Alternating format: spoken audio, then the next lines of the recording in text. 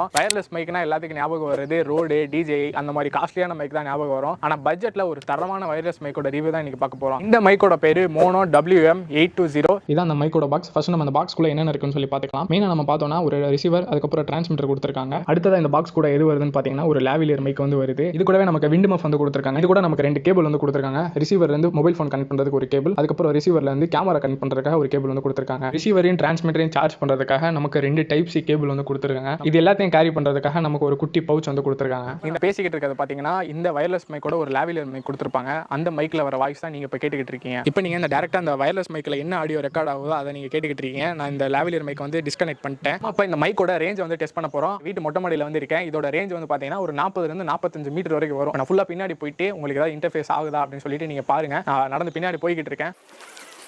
இப்போ மொட்டை மாடியோட எண்டுக்கு வந்து நான் வந்துட்டேன். சரிங்களா, ஏதாவது வாய்ஸ் நல்லா கேட்குதா, எதுவும் கிளியர் இல்லையா, இன்டர்ஃபேஸ் ஆகுதா அப்படின்னு சொல்லி சொல்லுங்க.